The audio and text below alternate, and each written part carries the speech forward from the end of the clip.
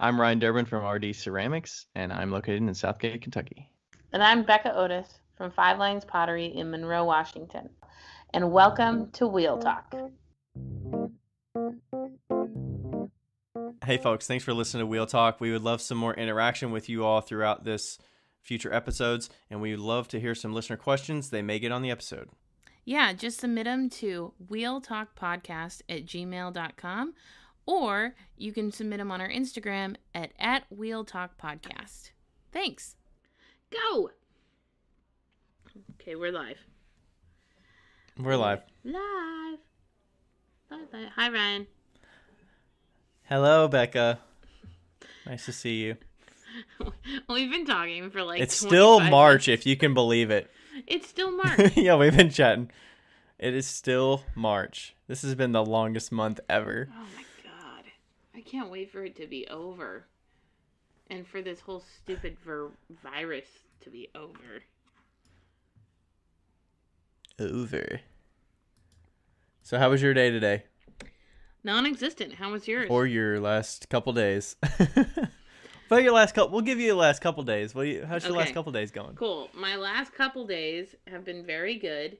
I have been cleaning out my shop, and like we're talking deep clean, and I'm getting pretty. Yeah, far. you're getting all the way into like the back room, like last 10 feet of your 3,000 foot square feet studio. Yeah, I am like area. I am cleaning. Like it's taken me since what is it? Is it Monday now? Tuesday now. I've been cleaning since Wednesday, and I have actually been cleaning every day except for Sunday. I didn't clean. And it's been hard too because, normally I do this with another person, and I have had help. We've stayed at a social distance, blah, blah, blah. But like, I need friends like Andrew to help me kind of move shelves because I can't move them by myself. Yeah, I was going to ask you how you're getting those things around. Well, the whole thing about COVID is that you have to keep your circle close, I guess. And me and Andrew are basically family, so we kind of he's my circle.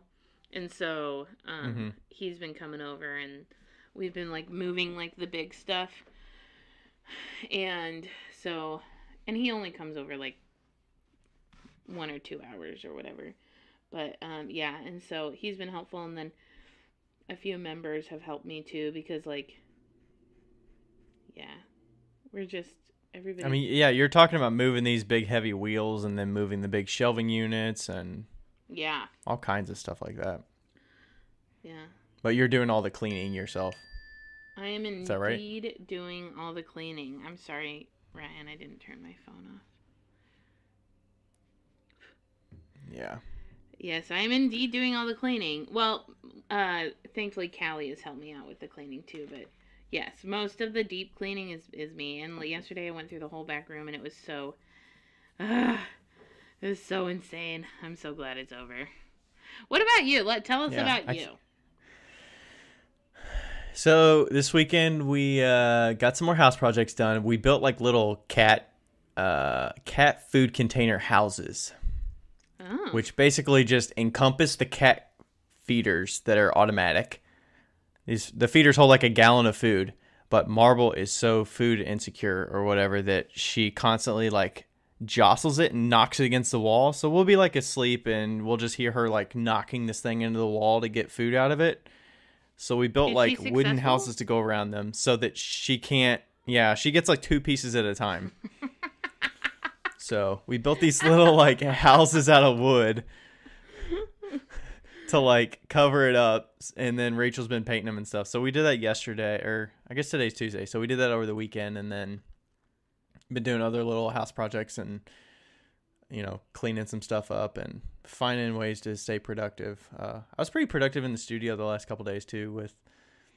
I kind of hit a point where I'm pretty confident in the amount of stock I have, but trying to figure out like the next thing to make, or if I just need to like call it quits and like stop making for a bit, because I kind of have a problem where I just make and make and make, and I have so much stock that I need to like stop focusing on it and actually talk about ways to sell it. Maybe you should take a break. Maybe you need to take do what I'm doing. But I like. We did mop and stuff. In He's the last like, couple but I weeks. like doing Mop the pottery, floor and Becca. stuff. Shut up. But I like making. I feel productive when I have boards of pots that I'm sitting on the greenware cart. Well, I'll help you figure out a new item that you should make. What about hand building? You don't hand build at all. Oh, right, No, because you're too that cheap just to get a doesn't sound slab enjoyable roller. to me. Yes. Ryan, No slab roller. we need to have What am I an gonna do? Start intervention. making ornaments for the Christmas season? No. Oh my god, make plant stakes. People fucking love plant stakes. People do love plants. I did get some air plants recently that I'm gonna try to pair with my little shot glasses and try to sell some of those for pretty cheap. What if you made little But tiny I don't know, I plant feel like- stakes? Ooh, Ryan, what if you made like little tiny like 1-inch plant stakes that had like a little, like a little bubble that says like, I don't know, funny little plant sayings. Like What are you gonna fit on a 1-inch piece of clay? you are the air that I breathe. You could do little tiny letters. You can't fit that on 1 inch of clay. You totally can. You totally can. You just have to find the right stuff. Yeah, no slab roller. I don't know. So I'm If trying we to could figure out what the pressure- next things are. If we could just pressure Ryan and everybody message him and say how much you love your slab rollers, that'd be great. Because he's been thinking about it for like a year and a half. Becca's trying to make me make an irrational decision to It's- buy this thing that I don't need. It is not irrational. It's not irrational. A slab roller is like, it's like the item that you never thought you needed, but you need because it's so nice. It's like you never have to roll out your clay by hand again. It's amazing. Sure, if I went into the tile making business, maybe I would want to slab roll. I know what you don't should know. do, Ryan. You should figure out how to make your own slab roller. Oh, no. It'd probably be bulky. I would rather just spend money on one by that point. Well, there you go. Guess you just quantified your purchase. I'm more like wait and see. Like I'm ready. I'm primed to spend the money. But when that right deal comes across and it's the right slab roller and it fits in the right space, I'm all for it. Well, you know what? Now So. would be a perfect time, too, because then if you buy it from someplace local, then you're supporting local. Somebody that might have gotten hit hard by the coronavirus. Some places are having some like discount gift cards and stuff like that. There you go. Boom. Get her done. But yeah, other than that, Rachel's been helping me out a little bit. She just found out that she's a flight attendant for the people that don't know. So they started offering some options for flight attendants to take voluntary leave, where they basically get paid a fraction of what they normally would, but they get the month off so that the company can save some money because obviously nobody's traveling right now. So she'll be doing that for the month of April. So she's taking she's the month off? Yeah. That's So she's going to continue with the house projects, and she's willing to help me out with some ceramic stuff. So she's already been helping me with some photography work with like editing photos and getting them on the Etsy shop and editing listings and stuff like that. So I think we're going to ramp up that stuff so that I can get a lot of stuff online. yeah. So she's who I need at least to to talk get to us a about step getting closer. A slab roller. Got it. On it. Rachel, get ready. Jeez, you will not live this down until I get a slab roller. I just know that once you get it, you're going to be like, this is amazing. Even if you got a little one. Which you would get anyway. It's a baby one. I could go for like a 16, 18-inch slab roller. Tabletop one. I think that'd be perfect. Yeah. Yeah. All right. Okay. So, normally, at this point, we would go into listener questions. Which This we one's going to be a still little are bit different. gonna And do. by the way, Okay. yes, this talk today is actually based on a listener question. And for those out there listening, we need more listener questions. I know we put this at the beginning of every episode, and you hear about, we want your listener questions. We need them because we're down to like 5. So we also know send that us you some skip forward while 15 seconds to get ahead of that question too, though. Yeah, Like, you skip forward 30 seconds or whatever. Like, you're going past it. We know. they probably aren't even listening to us talk about our days.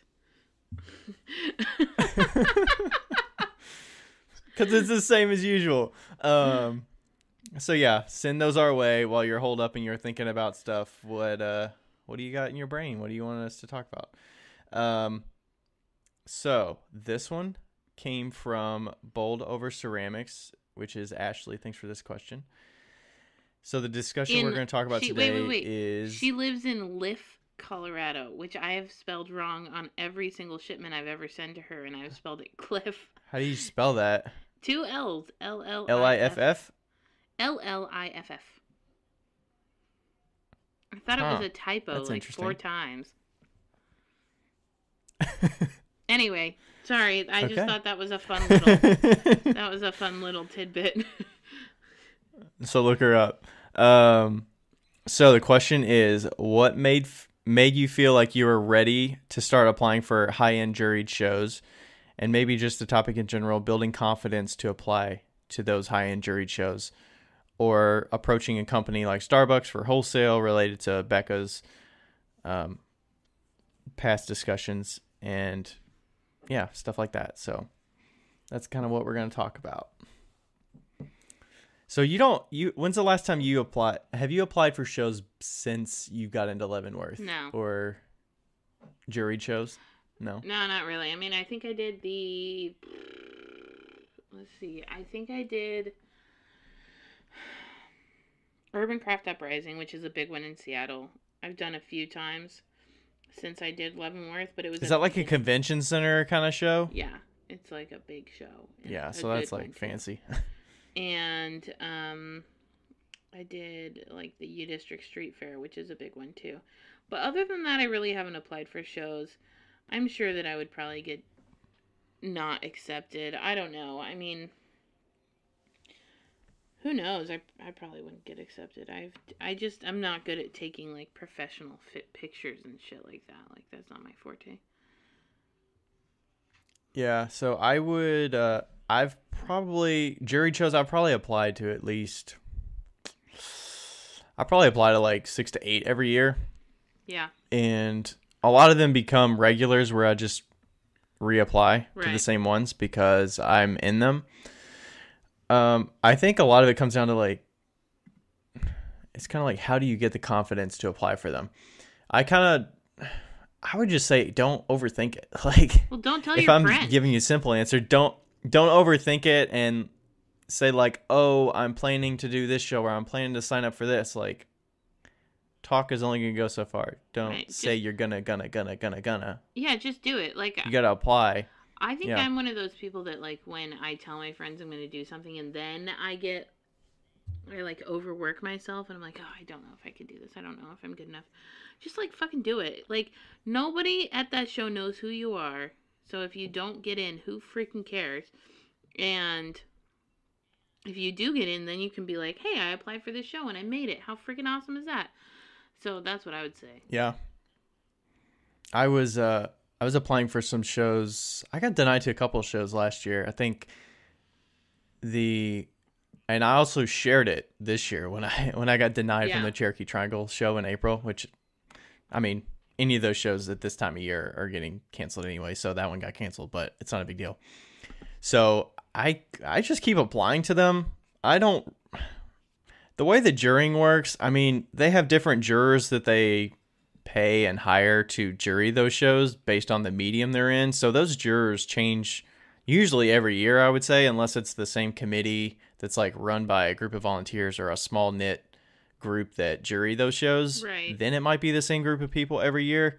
But if they're hiring like higher end, they're hiring and paying jurors to come get their vendors for the show. So they're handpicking people, and it's totally subjective based on what that juror's looking for. You know, have have you been in the show before? Have you not been in the show before? Maybe they're looking for a mix of Right. regular vendors that have been around, that they're confident in, and then also some new people. So, I mean, you could get in under the, because you're new and you're up and coming, or you're an emerging artist. Some of those shows might have emerging artist categories where you can apply to say that you're like new to selling, and they're kind of like supportive of being a new seller. Right. I think the same So I think goes for galleries too, Like the jurors are always different. I used to work at a gallery in college, and we actually did a show called Ink and Clay. And some of the pieces that were accepted into the clay portion or the ink portion, I was like, these are shit. These are terrible. Like, don't... This is going to make me sound like a total douchebag, but if you think that your stuff isn't that great, don't discount that, because somebody could think that it's amazing. You could think that your stuff is amazing, and somebody else could think that it's absolutely terrible.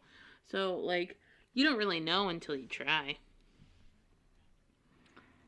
Yeah, and like people aren't going to see the denials unless I think it would be interesting to start putting like a list together of, besides like on your CV, of like things you got accepted into, like put all your denials. You know what would also be really cool is to have a juried show of all the rejects. Like have like if you were in a gallery or whatever, like have a show of all of the people that didn't get in. And then have like a comparison of the goods to the, like, good quote unquote to the bad quote unquote. That'd be interesting. Mm-hmm. I bet you the bad show would be a hell of a lot more fun at the opening. I bet it would too. So I try to not just get discouraged if I get waitlisted or if I get denied or whatever. A lot of those denial letters too are so like templated, so they're just sending you the same thing that they're sending to a bunch of other people. So like, they're not personal. Don't feel like it's personal or. But I would say definitely look back at what you applied with and see like maybe there's improvements I could make. Maybe I rushed the photos and I didn't take as good of photos because I rushed to get it in on time for the deadline. Right.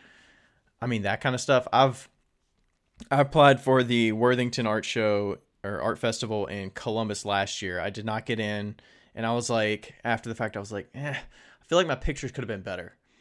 And I like made note of that, and then this year when I applied, I felt like I picked a better selection of pots that I was going to photograph, and I did those ahead of time. I photographed them in like, weeks before the deadline. I applied, I got in. I was actually surprised I got in. Wow, you got in. I was excited about it. So, hooray. Like, besides just sharing the Cherokee Triangle that I didn't get into, I also shared like, hey, like a week or two later, like I got into this show that I didn't have confidence in getting into.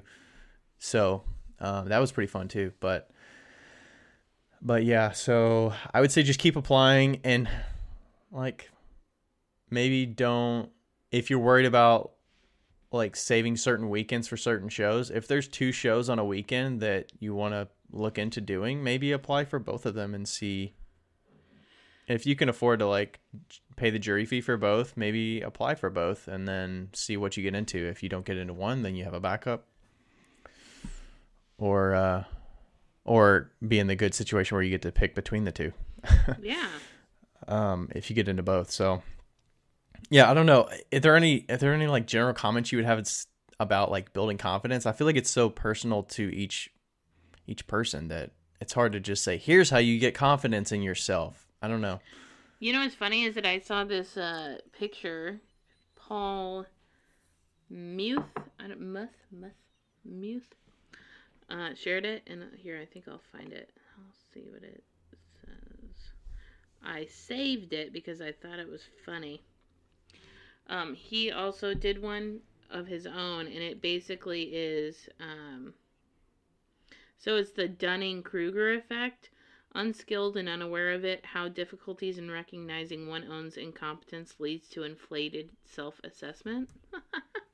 And it was Nobel Prize psychology in 2000. So basically, like, when you know nothing at the very beginning, your self-confidence is like through the roof. And then when you like figure out what you're doing, it just drops to like the very bottom. And it's like, Because oh, you're hey. like, I'm not doing that. I'm not doing that. Oh, I'm Yeah, exactly. It's unskilled like, in that aspect or whatever. like, I'm so good at this, and then I don't know anything. And then when you like become an expert, it like goes back to like kind of the middle of like, hey, I'm confident about this, but you know, I could know more. Like, I'm always learning. Right. And I thought that was pretty cool. This is what Paul did, one of his own, and he said at the very beginning, it's like, so at the very beginning it says, huh? What? And then it goes all the way up to, I know everything. And then it goes down to, there's more to this than I thought. I'm never going to understand this. I'm starting to make sense. And trust me, it's complicated. That's the end. Trust me, it's complicated. I think that it's definitely something that you have to work with as a, as somebody that's kind of like growing up a ladder or across a ladder, or whatever you want to call it, I guess. And a lot of it is putting it out in front of people and taking their criticism and their comments to heart, and not just like combating those, actually taking them in and absorbing them, and then evaluating them, and then putting them back into the world. You don't have to do everything that everybody says, but acknowledging the way that people feel about your items is important, because we're not making our items for ourselves. We're making our items for other people. And so their opinion matters. And I think that, and they're not going to have the expertise or the understanding of all the intricacies that you have as the maker. So you're going to get split seconds of interaction with your pieces that the customer has. So it's kind of like having a good first impression, right? So if they have a bad impression with your work, then maybe there's certain things that you can take away and iterate on and improve that are easy to take away. That's like, or about them and you're like, oh, well, I'm going to put this out on the table, and if people pick it up or they don't pick it up or whatever, you probably know of areas in your process that you can improve already, but getting it in front of actual customers, you can actually see what they notice, what maybe you haven't thought of. But yeah, all that kind of builds into how to improve your work over time, and like how to organize your booth and stuff like that. Like my first booth was terrible. It was a bunch of random things put together of like random furniture and tables with tablecloths, and man, those are bad early, but they get better over time for sure. Yeah, I think that with like always with time is improvement, and like being able to take advice, but also being able to ask for advice too. Some people don't even want the advice that people that are well established have to give, and so asking your peers and your more experienced artists in your medium their advice at shows you do and stuff like that. Yeah, be like, hey, what do you think? What could I do? I think that's important. Now, even doing that with customers, there was a customer at a show I did last summer that was walking through. She actually used to be a vendor in the art community selling, I can't remember what she sold, but she said she did a lot of art shows over the years, and she kind of came by and she was kind of chatting with me, and I was kind of talking with her and kind of saying like, okay, what, she was talking about my work was really nice and higher end than some of the other work there. And I was like, what kind of feedback would you have for me for the booth or whatever? She kind of gave me feedback about the booth setup, and, talked about some art shows that were interesting that maybe I should look into that were really good in the area, or stuff like that. So I got her contact info, and she was pretty helpful. So all that feedback. And it's funny because Rachel was in my booth too when she was talking to me. And then the friends of ours from Codeco were next to us. and they kind of heard some of the like back and forth with us.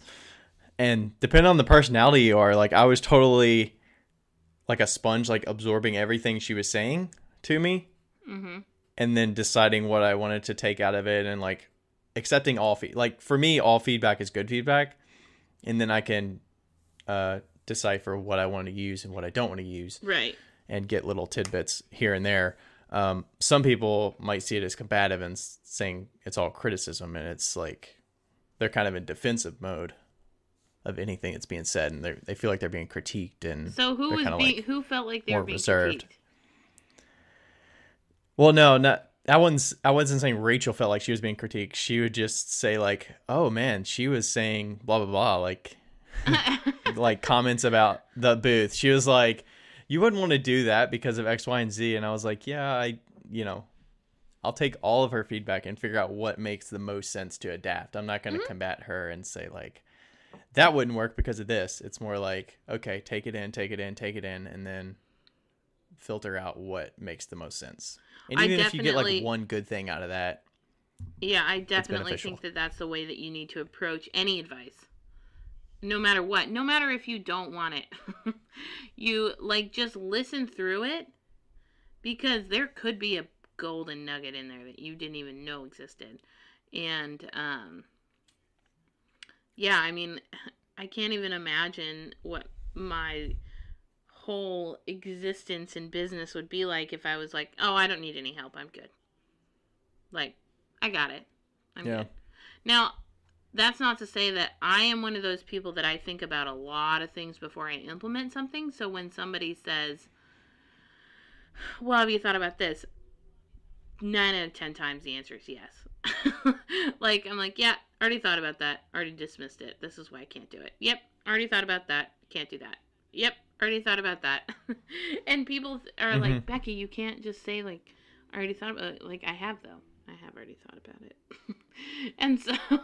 and so that's also something, you can't be, like, rude, I suppose.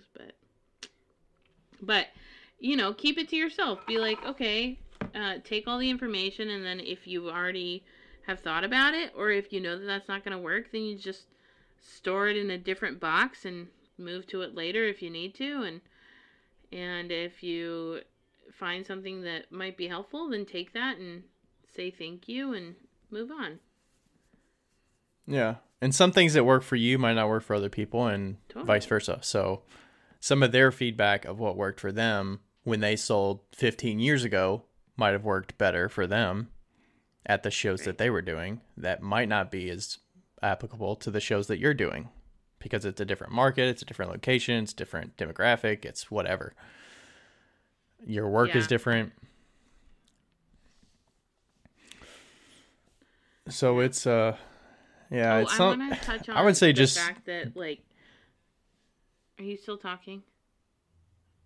Go ahead. Okay. The internet's kind of breaking up, so I'm like catching most of it, but oh jeez. Sorry. I would say to, I guess, bookend my thoughts. I would say for me, it's being comfortable in the iterative process of getting better little bits at a time. And the more you do something, the better you get at it. So like I said, the very first art show, my setup was terrible.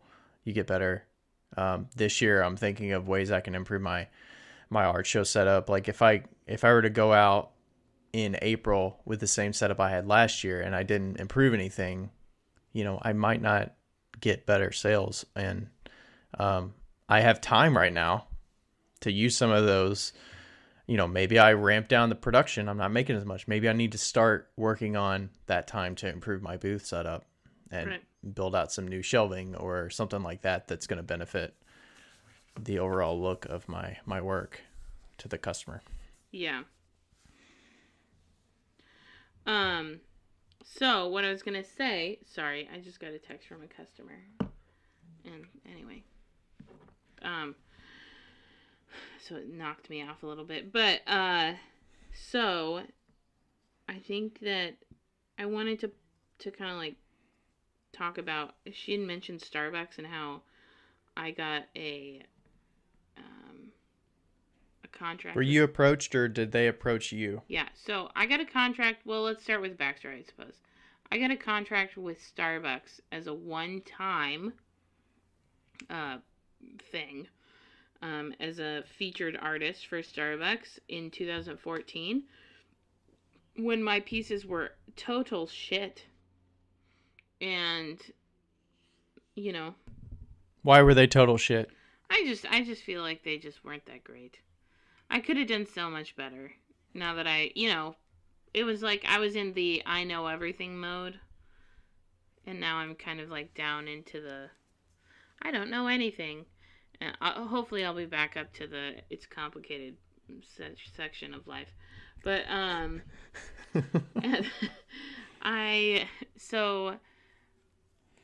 put stuff on Etsy and was selling stuff on Etsy, and it was just kind of like I'll just try this. I was working at Sherwin-Williams at the time as a manager, and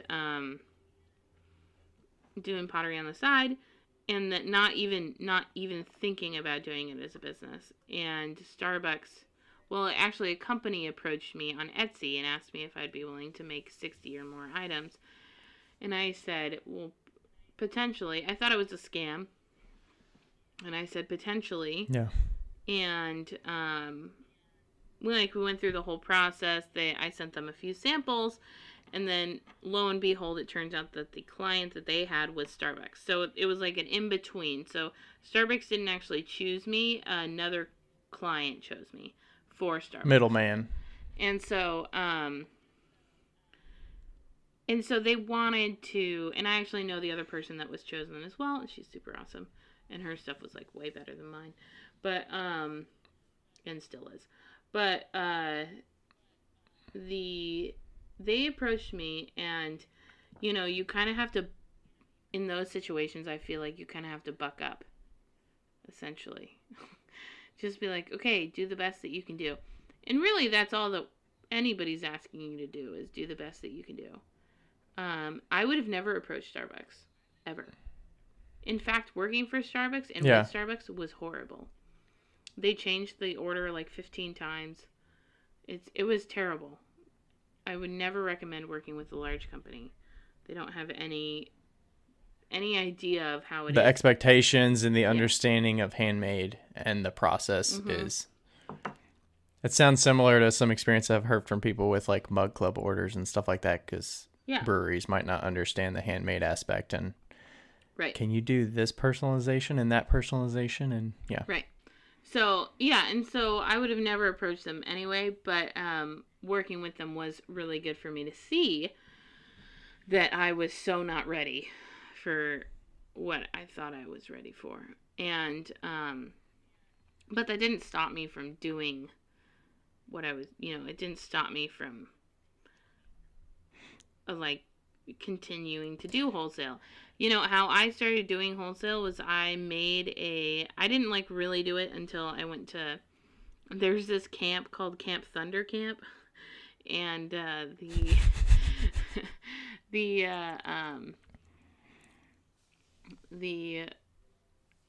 is it?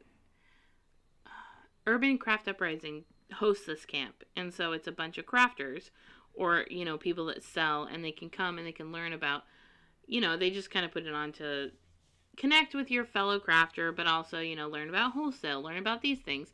And so I learned about wholesale from one of my friends now, and after that I did I was like, okay, I can do wholesale. But I created a booklet and had a booklet and sent that to people for wholesale, and that actually kind of gave me confidence, because putting the booklet together, I was looking at my pieces and I was like, okay, is that good enough? Is that something that I want to represent myself with?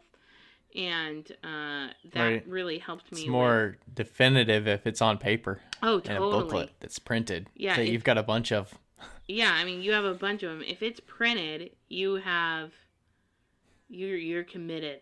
And it costs a lot of money too. It was freaking expensive, and to do that, and then I got actually some pretty good wholesale clients from that. But I don't know that anyone's ever ready for wholesale. I don't know that, especially when you start out, I don't know that anybody's ever ready to do that. And no, you're not good enough to do it. But,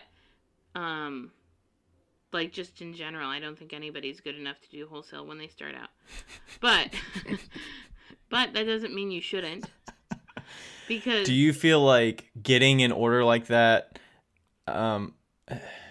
is it a different kind of fire under your ass to get going and raise the level of quality and the attention to detail and stuff like that you would never have if you're just self-motivated and self-guided? If you don't have a big goal like that or a big client like that, it might not have pushed you as far as quickly. Well, yeah, as and, it might have. you know, like, nobody was over my shoulder telling me, hey, Becca, that has an S-crack, you can't sell that. Like, you know, when you're at the beginning of your business or your career or your craft or whatever, and you see a little crack or you see a little imperfection, and you're like, it's fine, it's whatever. And nobody was It's there. like they won't see that. They're not me that's that detailed. They're not going to see that. Right. But like, nobody was see on it. my shoulder saying, Becca, you can't do that. It was me taking it to a client and then me looking at them hoping that they were going to be okay with the products that we they had. don't see it or Yeah, and, like, that's just so scary, you know? And I think that everybody needs to be put in a situation where you're delivering your first wholesale order and you're like, holy shit, like, is this good enough? You know? Because it really does, it kind of puts you in a perspective of, oh, my pieces have to be up to par. You know, it really has to be up to the standard that I want for myself, but that my customers want to sell my pieces at. And so, yeah, I don't think that you'll ever be ready to start doing wholesale, but I think that you have to regardless to in order to, like, build up your confidence and build up your standards. Because having high standards is something that I think you can have to a point, but once you start selling it, like, tenfold your standards. yeah, once you have other people selling your product. Yeah. I had that with a consignment place that I sell at that at first I thought the owner was just very picky, but the way it's framed from their perspective, it was like, if there's any potential thing that a customer could have a question about or an issue with, then I don't want to sell it. Yeah. So that just elevated my quality for, like, okay, when I take stuff to this client in this consignment store, it needs to be a little higher quality than maybe I could sell to a customer at a show that I could be there to explain something if they were to ask about something, because that consignment place may not know enough about pottery to be able to explain that this thing is okay because the glaze covers it, even though it looks like it's not covered and sealed. The glaze is actually sealed there. Yeah. I mean, honestly, stuff like that. Well, yeah, and I think that also you have to decide also what is something that, like, is okay for me to sell in person, or what's something that, like, no, you absolutely cannot have this no matter what. You know, glaze crawling. Yeah. You cannot have that. Like, that shouldn't be in your work that you're selling in your own store. It shouldn't be in your work that you're selling at a shop. Like, if that's not part of your design, it shouldn't be sold. And I think that it just really, you have to be a lot more critical of your work when you start selling it someplace else. But also, you know, things even like the bottom being unglazed. Like, the bottom of a mug being unglazed, for some people is like, oh, I can't buy that. That's not dishwasher safe. And I'm like, you do know that it's fine. It's fine. like I think it's kind of funny sometimes when customers are like, you glaze down, why does the glaze not go all the way down to the very bottom and not, just to where just the very bottom is unglazed? There's like a quarter of an inch at the bottom that's not glazed because I don't want the glaze to run on the shelf and ruin my shelf. Yeah, I'm like, you see that? So drip? I leave That's why. a quarter of an inch. Yeah. So it's like, some customers just don't know. So I would say the best quality you can get, that's, I don't know. I don't know how to explain that part of it, but yeah, having consistency and having good quality, you're just gonna improve much over time. The more selling a consignment is a lot. I feel like that's up to my quality for sure. Yeah. And like deciding what items are worth delivering and which ones are not, because once I deliver them and I drop them off, I can't explain myself at that point because they have it. Yeah. And it should represent itself. So. Yep. It's a tough thing to just like to get a hold of. just But like I would say world. definitely.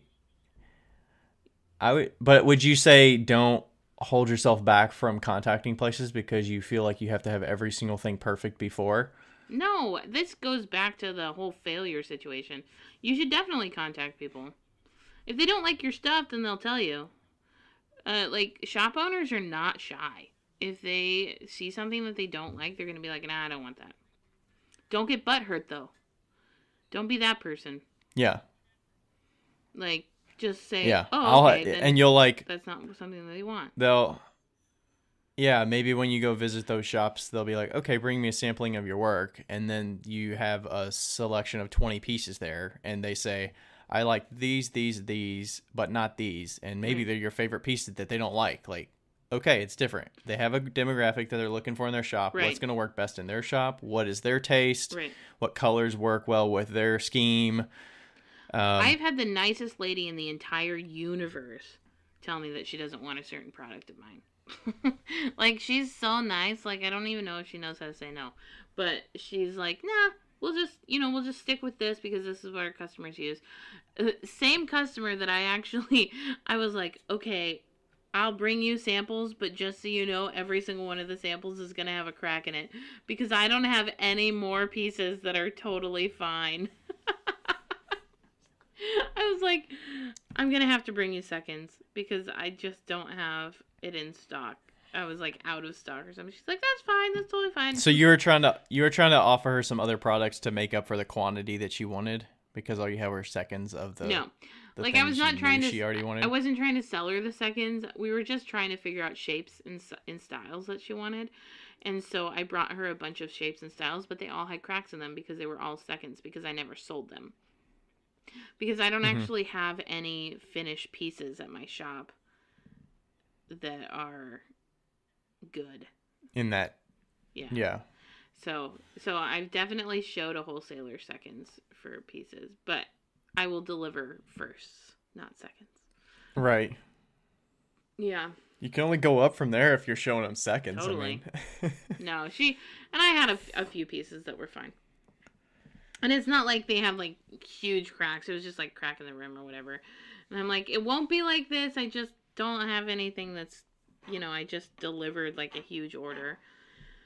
But yeah. Yeah, I think that you'll find that wholesalers or shop owners are human just like you are. And they do things that scare the shit out of them just like you do. And yeah. This episode is not family friendly because of me, and I apologize. But yeah, I think that, no, you're not good enough to do wholesale, but that doesn't mean that you shouldn't try. Because right. Once you try, it'll elevate you'll make yourself good your enough. skill. Yeah. Right. You kind of got to go through those growing pains a little bit, right? You have to. Yeah, and it also teaches you a lot about interpersonal relationships with like understanding people's personalities and figuring out how to figure out what they want, what their level of expectations are. Can you meet those? Do you want to work with this kind of personality? Are they too much work? Are they too picky? Are they are they perfect? Do they ask for your stuff? They just love it and they don't care what you bring them because they trust that you're going to bring them good stuff. And right. They just, they just support whatever you're bringing them and they know that you have the best idea of what your customers want and what, yeah. and what their customers would like. So like I have a variety of, wholesale or consignment people like that. Mostly consignment, I guess, but yeah, so. Yeah, I think that also, like developing a relationship with your wholesalers is really important.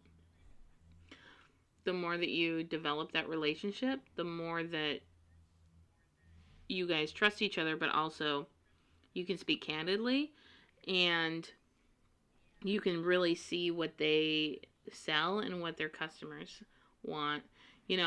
Like the customer that I have in Renton, I started making products for her. And it's funny, every time I like deliver off a new order, I like look up in her shelves and I'm like, oh hey, that planter is still there. Oh yeah, that was not a good shape.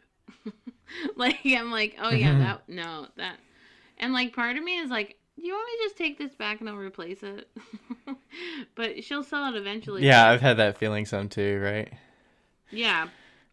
But and like she does paint your own pottery stuff with her staff with me, and we have a really good relationship, and I like to have a really good relationship with all of my wholesale customers. Like I like to treat them not like friends I mean, yes, like friends obviously, but like professional friends, I suppose. Like a lot of my customers, there's a respect there and a business understanding and a like I have a customer there from Walla Walla, and every time that I drop her off something, we go out to lunch and we catch up on life stuff, and I learn I know I've gone to her kids' houses, and like I have a personal relationship with all of my clients. I try to, at least, and that has really helped my understanding of what they need, but also like it develops trust and it develops like this kinship, I suppose. Like when they're in the shop, they can be like, oh yeah, like Becca makes these and this is her, and like blah blah blah, they can talk about you,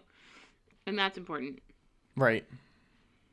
So yeah, I just thought of when you were saying that, isn't that like a how to win friends and influence people, where you talk about like figure out what the other person wants or hell yeah, speak to what they're so figuring out what other people like, and yeah, it's all part of it, right? How to Win Friends and Influence People, guys. Read it. It's important. All right. Anything else? Anything to tie the wholesale back to the art shows? That you would say? I would say definitely when you're at art shows, go around, see the other people in your medium. See if you can pull any gems from other people's setups, or maybe things that they're making or things they're doing, or talk to them, develop a relationship with them. Yeah. Yeah, for sure. That also, if definitely helps. You can develop a relationship with the organizers, and you're golden. Yeah. Appreciate their a lot of those shows have volunteers, like thank them for being there and helping you out and providing the breakfast in the morning and all that good stuff. So you get breakfast all those in the kind morning? of things. That's not fair. Some of the shows, yeah, you get breakfast. Man. Some of them you get breakfast on like Saturday morning, Sunday morning. It's nice. You're not going to the right show. Guess not. Yeah. All right. Anything else? I think we're about wrapped up here. I think we're good. Short episode, but good episode. All right. Thanks, folks, for listening, and we'll catch you next time. Bye. See ya. Thanks so much for listening to another episode of Wheel Talk. If you'd like to follow us on Instagram, you could find the podcast at wheeltalkpodcast, or you could find myself at RD Ceramics. That's R's in Ryan, D's in Durban, Ceramics. Or you can find me at 5 Lines Pottery Studio. That's the number 5. And don't forget, share this with your friends, like us on Instagram, and don't forget to write a review. It helps us an awful lot. Thanks.